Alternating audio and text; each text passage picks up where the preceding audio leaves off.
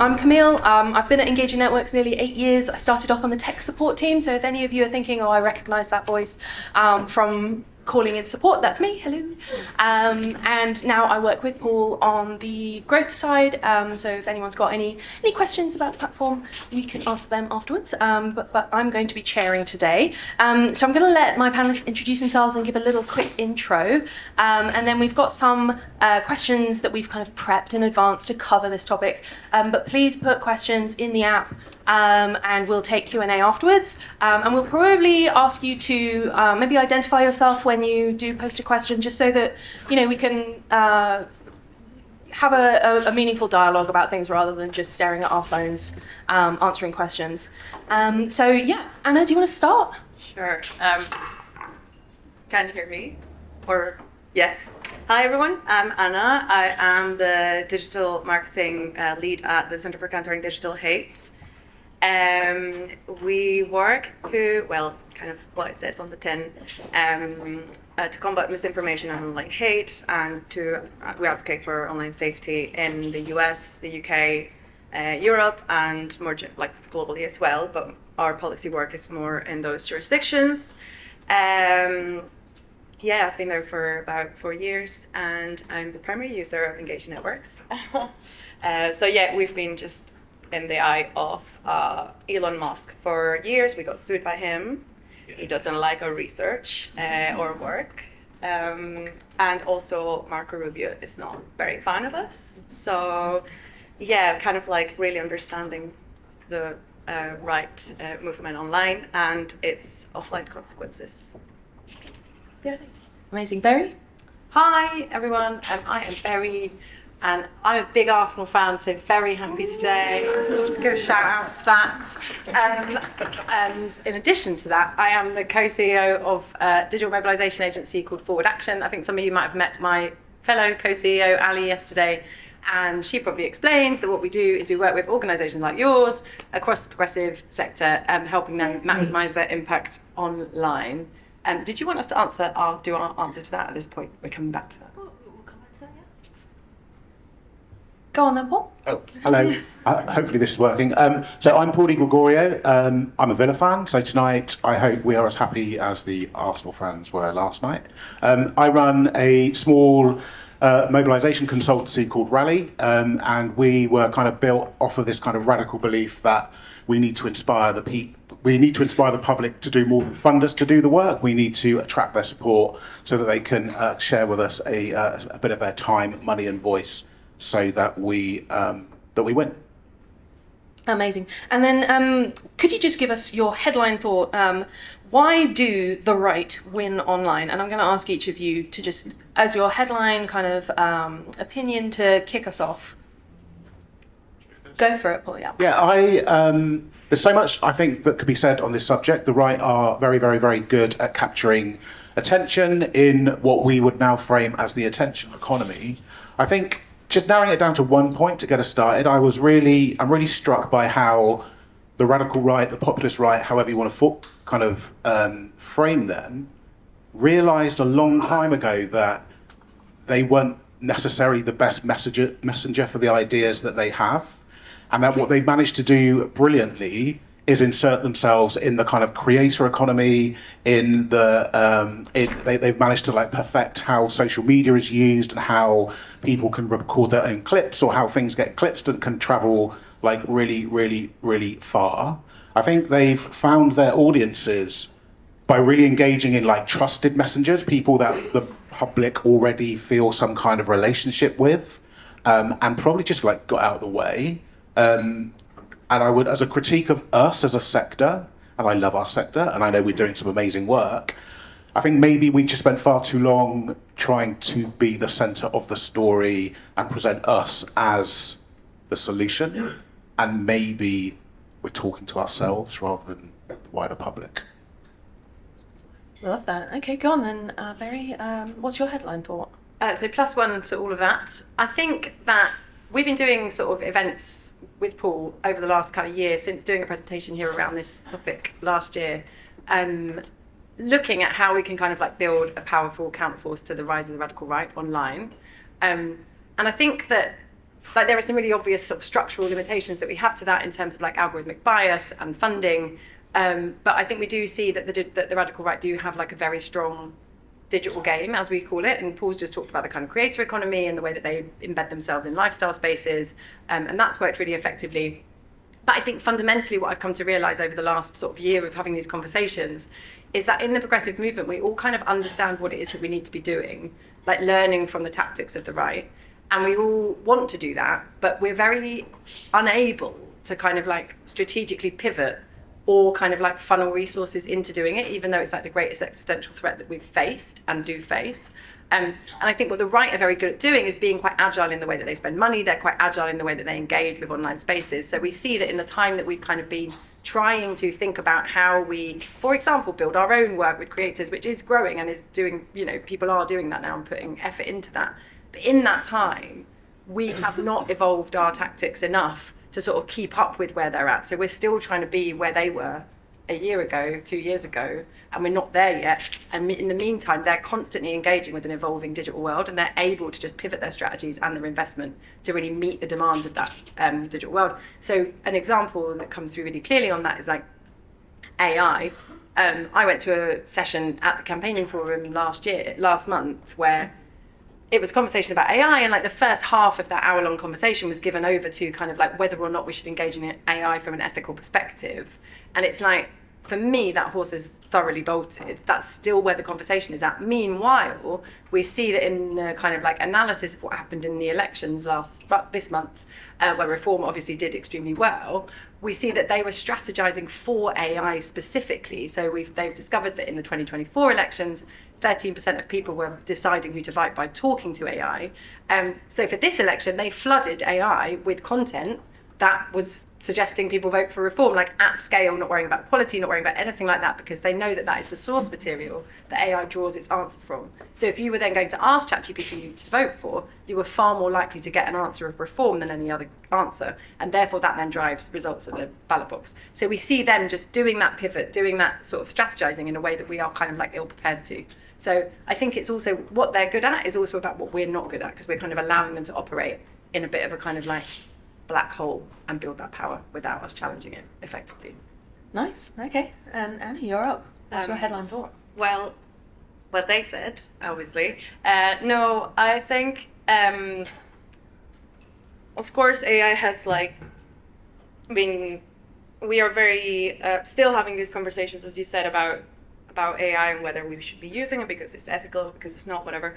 Whereas they are already like creating crazy like AI videos that completely like throw people off, and you know, people scroll for a couple of seconds on social media, that's what they see, and they're like, yeah, sure, migrants were ransacking a shop. Like they're not gonna stay for 10 seconds to figure out whether that was real or not. That's what their brain just captured. So I think they have been really good at just like being super quick in adapting those technologies, and also using what we have been using a little bit more slowly, and I suppose less digitally, which is like grassroots. They use they kind of have moved away from like your typical TV presenter to like just a random dude in his basement, like having a podcast, having a Telegram group, and completely like just hammering a message out to people that start like aligning with these thoughts. So I think that's something we haven't really got into utilizing properly, and there's so much potential there. But yeah, basically they're a bit quicker, we're a bit slower, sadly. Brilliant. Okay, thank you all for your sort of opening remarks. So I'm going to start this with a discussion of what has changed. So it's been a year, so let's think about like the last 12 months specifically. And I'm going to direct this at you, Paul, just to begin with. What's the general view of progressive digital campaigns? Again, I don't want to leave today being everyone's enemy, because like we've done a lot of analysis of this with Forward Action and the events that Rally and Forward Action have put on with Berry. I'm kind of listening to the community and hearing what everyone is saying, and kind of a lot of what I'm about to say I think comes from that kind of source, as like we're hearing this from like loads and loads of campaigners, fundraisers, and comms people across the sector. The overriding messages that we're picking up is that there is a perception, and I think I wholeheartedly agree with it, is we're still struggling with risk, so we're very, very, very safe. We're trying to be safe, we're trying to remain maybe like small p or big P politically neutral in times where we need to be really clear on what we stand for, what our red lines are, and what the threat is from a populist government in the UK. I think we just see a lack of pace. AI was mentioned a moment ago, and we do some work with Hope Not Hate, and I was chatting to them last week, and somebody there sent me a link to a dreadful AI video that had been made that was present in about 4 or 5 different YouTube accounts and Instagram accounts. It was so bad, it was laughable, but it was so catchy as a song that had been made. And it was so bad, I couldn't stop watching it. And I despise Nazis with every fibre of my being, but it had me hooked from minute one because it was so bad. And I showed it to so many people, and they were like, that could literally have done better at Eurovision than we did. Like, it was just, there's the video, everything about it. So there's just that pace thing and the adoption of technologies when maybe we're just spending a little bit too much time. And we have to think about governance, we have to think about ethics, we have to think about all those things. It's not just an AI question, it's like all their tactics. But I think we have this kind of risk aversion and maybe a lack of pace.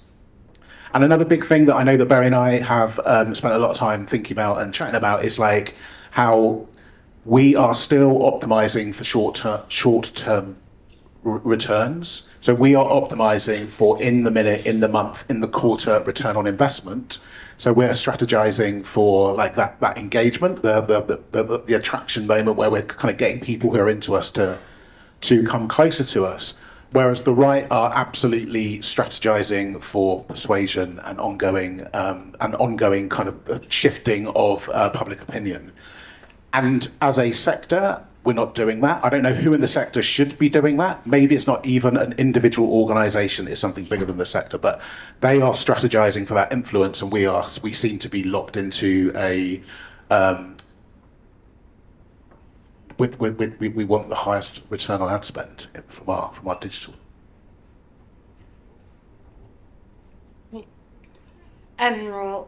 So I would have said with that. In fact, that thing about we strategize for engagement, they strategize for influence was in fact a slide that was on the presentation that I gave last year.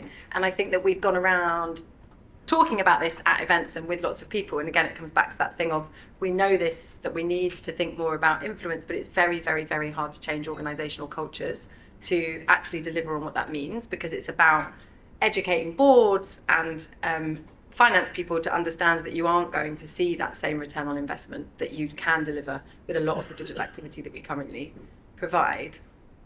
I think a big thing for me around like progressive movements, just to move, I suppose moving beyond the kind of like tactical space, which Paul's covered a lot of, is around kind of movement thinking and how we are still working in silos. So even where I see really productive things being developed, like a lot of creative projects, there are now they've spun up like mushrooms. I don't really know. They're like everywhere. Like everyone's doing their creative projects, but it means that we're wasting time and energy on producing the same thing in different spaces, competing for the same pockets of funding to do the same work.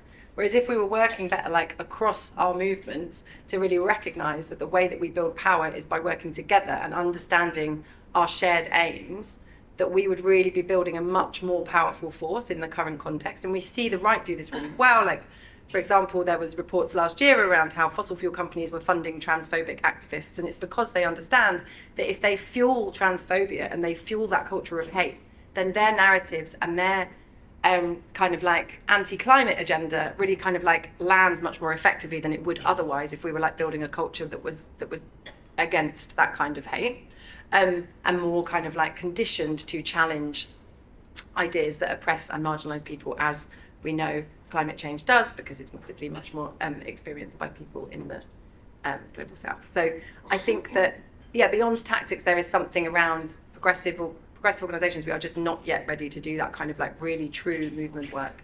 And that's a really big area for me that I think we need to work on and look at if we're going to be effective. Anna, I wanted to ask you about where have you seen the rights tactics evolve most significantly in the past year, from your experience with CCDH and beyond? So I think three main things, which kind of like covered in my first question, which is AI generated misleading or like just false content, communities, I think like these channels that we normally don't use as much, and they know how to exploit the algorithm. So starting with AI generated content at CCDH, we do a lot of research. We've started looking at AI maybe 2 years ago, and the evolution that it's had in how like bad actors use these tools to generate like just ludicrous content really.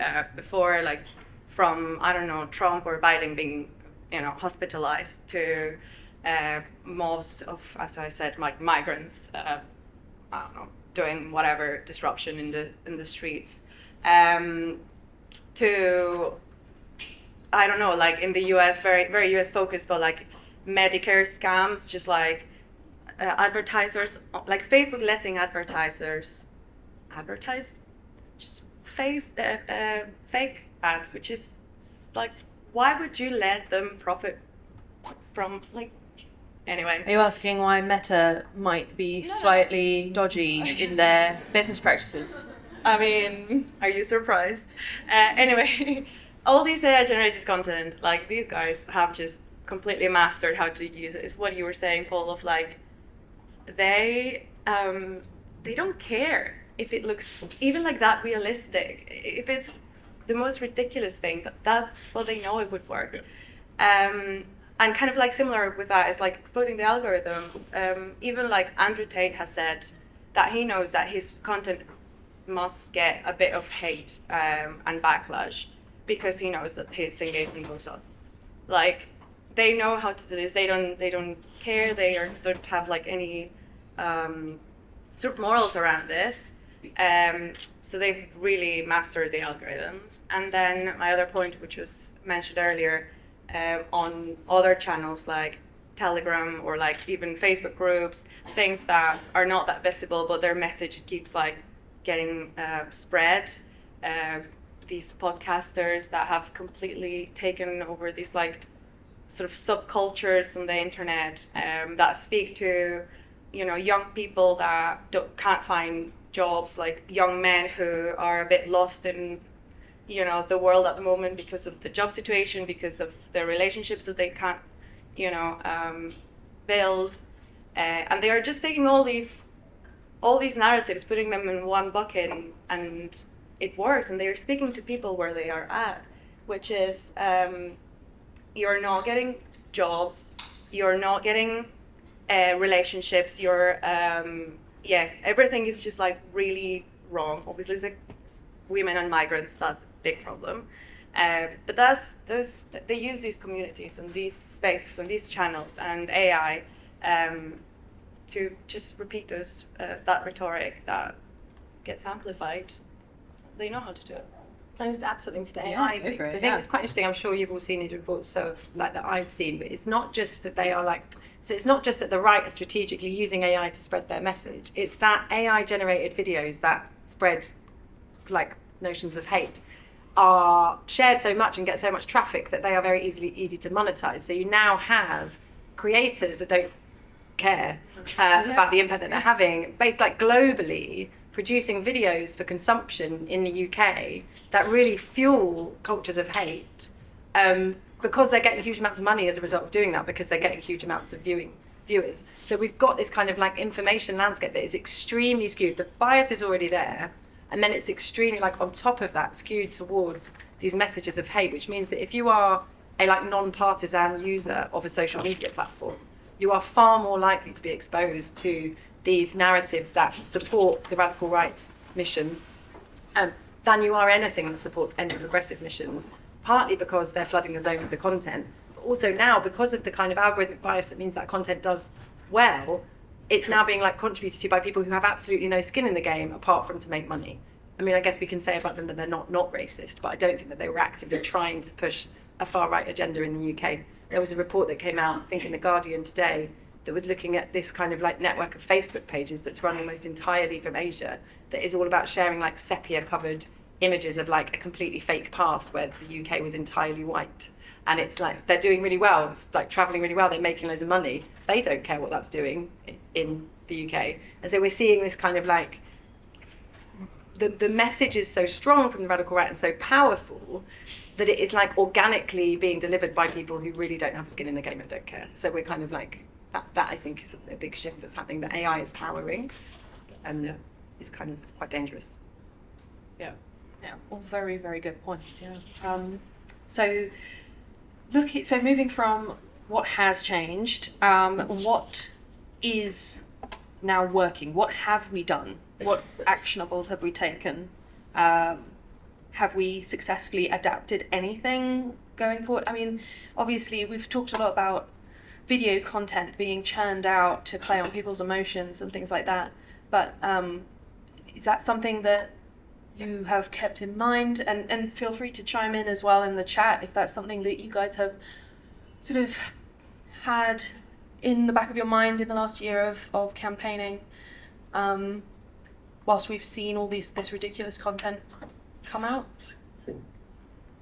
Yeah, I can briefly go. I think, yes, kind of like talking about tactics, as you were saying, like we are, especially at CCTH, we are doing now more like, face to camera videos, making sure that it's more personal, like trying to get off our high horses and, realize that we're just talking to people that are not working in the same niche areas that we are, which is really hard because especially if you think about kind of like sign-off processes and like institutionalized, we work a lot with research and they're like, well, no, that's not precisely what the stat is. And it's like, yes, but you can't get like so numerical with, the general public, I suppose. So yeah, I think we're trying to move towards that direction, but still quite slowly.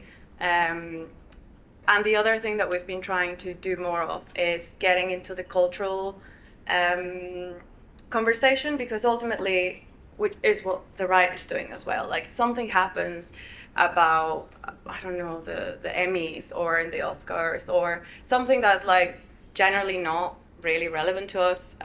Well, now we're trying to get into those conversations, because before we were very much like, no, that it does not mention online or hate or misinfo, so no, that's not us talking about it. We can't chime in. So well, actually, yeah, so you can find ways of like that kind of like storytelling a little bit better, and linking things up and making it just relatable to people. And I think we have been moving towards that direction. And everyone should, like, non-profits, we still talk to people like if they were, I don't know, from like a much more like authoritative position, and we shouldn't. So yeah. Yeah, it's good. So I think there are good things happening. I've mentioned a few times there's lots of creative projects going on. And I think there is a really great initiative happening that an organisation called Proma and I always forget what they're called. Oh God, what's the climate project? Reloading? No. Oh, anyway, I'll try and remember what they're called. Anyway, the project is called Project Highwater, and they're basically trying to get creators on a stipend so that any progressive organisations can use those creators. So there's not like a budgetary challenge internally. Also, the creators kind of get proper briefs, and they basically and regular income, so they're kind of like managing an ecosystem of creators that we can all work with and build that kind of like better information landscape. And there's a really great project going on at the TUC where they're engaging rank and file workers in becoming messengers and creators, and really upskilling them and building that infrastructure again to like make sure that we are getting those kind of like resonant messengers out there sharing progressive messages, so to try and override that algorithmic bias. And at Forward Action, we've been doing quite a lot of work on this, obviously, and we've been working with partners on a few things, but like, so just to give a bit of an overview, like we're doing work on kind of building narrative power, so working with partners to try to understand what it actually means for them to think about engaging the middle and persuading them, and what that messaging looks like for them, and then what the kind of rollout of that messaging looks like to be impactful. So how you engage that middle through creators, through partner work.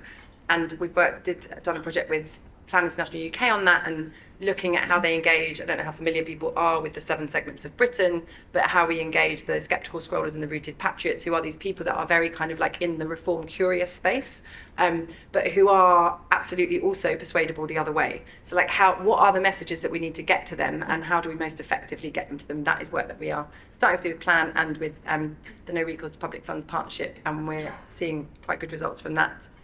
There's also, like in the creator space, a lot of the way that we work with creators is to think about those kind of values aligned creators that we want to work with in order to get our message out and kind of build the base. But we've been doing some work with partners who are interested in instead trying to reach that kind of movable middle through them and reform curious audiences. And we've seen really great impact with that through a project that we've done with Secure Energy Project, who ran a responsive piece of work in the context of the Iran crisis, basically trying to get a message, a positive renewables message out that connected with reform curious audiences. So it was on the basis of like energy sovereignty and cost, so really kind of tuning into those things. So we're seeing things like that happen all over the place. And I think just to talk to your organising point earlier, we're working with a number of organisations at the moment, essentially trying to like harness the power of your supporter base to create online organising networks that are like basically build a kind of relational organising infrastructure where you are at scale disrupting that information landscape, and kind of that thing that I said earlier around how non-partisan people are far more likely to go online, to go on a social media account and be served kind of like content that fuels the mission of the radical right. What we're trying to do is disrupt that by engaging individuals in using their online networks to share messages that then mean their friends and family are far more likely to see messages that come from them which are progressive and fuel our causes. So we've seen really great impact with that, initially working with the NUS on getting out the youth vote for this recent election, historically very underrepresented group. And it was a pilot project, but we had half the number of volunteers that we'd expected, and we still smashed our target. So we saw 1,500 people directed to going to register to vote as a result of that project, essentially because we are trying to draw on those like authentic relationships of trust that people have in this cesspit of social media. So I think those are like some of the things that we're seeing people do and be effective at. Could I add to that? Yeah. One of the things I think we can really learn from the right, and where I could see like amazing work happening across the whole sector, which is like it's adjacent to the kind of creator stuff and the organising stuff that you're talking about. It's just organisations just really starting to up their game when it comes to their like organic social, their portrait video, the way that they're making videos, the way that they're using video. I would love you all, if you've got your mobile phone with you, go and look at Praxis on Instagram, because they're a client of ours that don't have huge budgets, they don't have huge like money to spend in terms of growing their program, but what they do have is an enormous amount of creativity and real proximity to the cause. And they did one kind of accelerator training with a wonderful man called Richard, who runs a video training company called Video Rev. And as a consequence of their creativity and his structures and his hooks, they have really started to master portrait video, not just as a way to kind of cut through and get their message out further, but also to turn that to drive a response towards some of their offers as well. And it's just a wonderful thing to see. And we recently did a bit of analysis on what the work they've been doing for like last 9 months. And we could see from Praxis starting point of having a much smaller audience than others in the refugee space, through posting a lot less than others in the refugee space. For Praxis, they were getting much higher rates of engagement with their content because they had bought into this idea that they could be making organic work a lot harder for them. Now that's one organisation who's doing great stuff. If we were all kind of mirroring that approach and making it the same for our own organisations, I think there would be an amazing cumulative impact across the whole sector in terms of like pushing out the kind of those progressive messages. And I keep on looking at Beth, and I just want to say that Refuge do this phenomenally well as well. They are brilliant at it. Can I just do this? I just also wanted to shout out, sorry Sophie, but Greenpeace, because I think that strategically they're taking a really brilliant approach in this context, because they are a climate and nature organisation, but they recognise that the threat is so much greater than that. And if they don't try and tackle the root causes of people finding these narratives like resonant, then their entire attempts at doing anything for climate and nature will just fail. So they've really pivoted their strategy to look at kind of thinking about the wealth tax, really standing up on the rights of migrants. And so it's absolutely like stretching outside of their normal policy frames and their normal campaigning areas, because they're recognizing that in the landscape that they currently exist, that just falls flat. And actually what they need to do is really fight to create the space to have that once again be listened to. But they're so far from that they're working on areas that they normally wouldn't be touching, because those are the areas that are being dominated by that radical right narrative, and they know that they need to challenge that in order to create any space for anything else to get through. So I think that's another really positive move we've seen in the progressive space. Nice. Excellent points. Did you have anything else, Anna? No, I was. Yeah? Yeah. I'm going to push forward to the looking ahead portion. So, it's been a year since we talked about this last year. So this time next year, what might we be talking about? What other preparing to do that we might not be prepared for? And if you could change one thing in the way that we approach this issue in the next year or the year after, looking ahead, what would you do? Has anyone got any good ideas for the next 12 months? I have a really short answer, which I think I can see that clock demands. Oh, that's not for us. Oh, good. You have 30 seconds. Go. I was getting a bit tense there. I suppose two things then. One, investing in persuasion. That doesn't mean that we stop investing in response and we stop investing in getting people to take action with us, because that's very, very, very important. But as a sector and as a movement and everyone and close to us and around us, we need to be investing in persuasion. And I'm going to stop talking. My panel's Short and sweet, I love it. I'll just go quickly. I think we need to trust a little bit more younger people who are more familiar with the internet culture.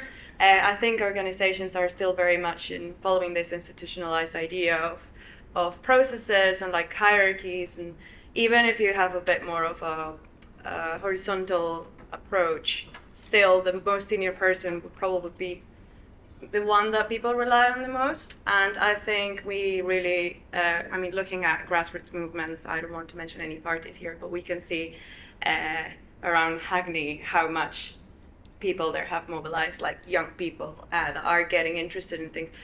Young people are interested in making So for context, you're talking about the 20-year-old councillor in Hackney, is that right? Am I getting that right? It just in general, they are mobilizing so much. And I think we need to trust younger people more with that, and organizations need to be okay to test those approaches and not punish failure. I think that's a step we need to take. Yeah. I'll just add one thing to that, because I love it. And Berry's I don't know what she's going to do. I have a relative called Katia. She's Italian. She's based in Naples. She works at the European Central Bank. She has got half the followers of Greenpeace on TikTok, right? But double the likes on her content. So they've got like 5 million likes. She's got 10 million likes. Like, Greenpeace are phenomenal at this. But a human being telling a human story and occasionally talking about politics is, I think, this kind of view of the future, which I would love everyone in the room to embrace and start thinking about, because that's, I think, where we get social relevance. We can start permeating our messages in society at large, over maybe when we optimize for response, we're just talking to the people we know will probably go down the journey to give us some money or an email address or something like that further down the line. Go, Natalie. Agree with all of that in a big way. I think I might go quite meta and just say that I think the really big thing, and it connects to what you're saying, because I think this is what young people would naturally do if they were starting an organisation right now, is like, we just need to stop. I mean, and everybody in this room probably agrees with this, it's a bit of a pointless thing to say, but like, we need to stop having digital as just like an add-on. Digital needs to be grounded in absolutely everything that we do. Everything needs to be done in a digital first way. And I think that fundamentally that tracks back to our theories of change, that we need to be building in the context of 2026 and not kind of sticking to the ways that we understand power from like old school theories, and actually recognise that digital is a dimension of power now, and it needs to be factored into all of those theories of change. And the way that we create change online is by embedding it in how we think about everything that we do. And I say that as a deep, passionate person about offline organising, but we're not going to do that successfully if we're not understanding the role that digital plays in that. So it's just really kind of stripping everything back and just making sure that we're reinventing it for 2026, in which digital is a space that we all exist. It's where power is played out. It is our information landscape. And that's the biggest thing that we need to do. And then from there, everything else would happen. I also think we need to get our shit together and get these algorithms banned, because they are so dangerous. And we kind of happily work within them, but we need to smash them. And I don't understand why they're still allowed to exist in the way that they do. We're trying, Yes. I swear. Back this. Amazing. Right, so we've got 6 minutes to take some questions, and there are some really good questions. Charlotte Gill. Wave, Charlotte. Oh, I couldn't see behind the speaker. I'm so sorry. Okay, so how could the charity sector, noting the charity rules around political neutrality, come together better as a movement to understand and respond to this challenge, in particular in context of rising political power and not just political influence? If you need to read that again, here's my little... Any thoughts on Charlotte's question? It's a very good question. Go. I've got Okay. Well, I think it's very challenging. We were speaking about that yesterday, actually. So, for example, in the US, we're trying to influence this thing called Section 230, which is honestly the most flawed piece of legislation they have that protects all these social media companies from any liability. It's a huge to reform a law. It's just huge, especially in the US, and when lots of people see it as oh no, you're curtailing my freedom of speech. But there are ways that we have been able to talk to Republicans over there, where we just find this common ground and just say look, it's not about politics here. It's about child safety. It's about us not completely demolishing our democracy. So I think we need to have these conversations where we find that common ground. It's it really is not about the party or even the political spectrum, if you like. It's about this issue that's a human issue, that it affects us, and it's just driving us to chaos if we don't act on it a little bit. Love it. Charlotte, any follow-on? Well, I just don't know if it's new. I think MS Society is a very traditional charity, right? And doesn't look very naturally in those kind of spaces. But I think one of the things we're having to grapple with, I can speak louder, it's fine. One of the things we're having to grapple with is how we navigate the rise of reform, already being influential in the Welsh Parliament and also more so in Scotland. But what's going to be coming down the track is, that increased political power. That's the difference between the influence. It's actually now increasing power, and obviously in councils, as we were talking about yesterday, with I think Peter, that the councils are going to have reform making decisions about things in the local area. So I think it's that shift, and how do we navigate that, particularly in the UK? I have opinions on this, and I say this with love to the room. I think we've started having the conversations as a sector. We've started having the conversations within organisations. I think we really need to sharpen up our thinking when it comes to the threat that you've just articulated. And if there is ever a time to be absolutely crystal clear on who you are, what you stand for, and what is part of your charitable mission or not, then it's now. And sharpening up your lines, and sharpening up your comms, and sharpening up on your risk appetite, and reducing process, and all of the things which we all love talking about in the sector in terms of governance, process, ethics, and all the rest of it. Because we need to be speaking much simpler, much cleaner, and much more sharply about things which contradict our missions and our values.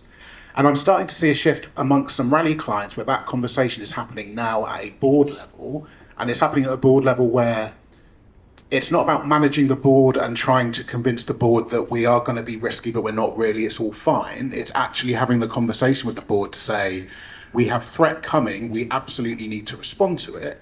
And that means that we now may count as part of our charitable mission to be critical of a political party, or to be, not of the party, but of their policies, and to be a lot more bold about doing that.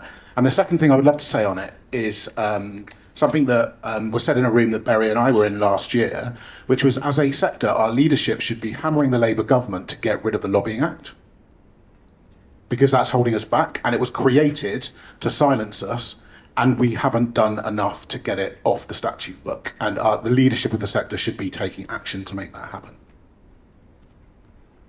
Just one very quick thing. I just think like we're not in that protected time at the moment. I think now is the time to be getting together, making plans, thinking about how we work and learn with each other. And it doesn't have to form a structured campaign that would then be at risk of like breaking any rules. But we are free to be organising and talking together now. And I think we should be doing it. And we have got an event on the 17th of July that you should come to and have those conversations at in a safe space. But yeah, we definitely should do it. And also the other thing Leo Murray said is that we should just all break the rules en masse, because they would no way fine everybody. And I think that is a great idea. Nice. I think we've got time for one more question before the next talk. So Yael has put a really good question about could it be that because like other elements of the left, it's less united and everyone is focused on their brands and logos rather than skill sharing and having a more coherent messaging. There seems to be a lot of ego and less work done. How do you think we can change that in real life campaigning? Barry and I went to Berlin for a very similar event to the events we run here, this kind of building power against the radical right. And we met a hero, both of ours, called Annette, I can never say her name right. Shinka Osario. And I managed to get her into a very late night kebab shop, and we were chatting about politics and whatever. She worked on the anti-Le Pen campaign in France, or the anti-fascist campaign when Macron went nuts and called an election really, really quickly. And the messaging, she is a messaging goddess. The messaging was very, very, very simple for the whole of the progressive left to get together, which is we can argue later. And the central message is like, everyone is welcome in the movement. We can argue about the specifics of what's coming and what we want to happen later, but what we need to do now is all unite against the threat. And I think that's what we need to be doing. We need to put aside all of the petty egos and all of the kind of ideological differences which exist in the progressive movement and focus on the immediate threat. We can argue later.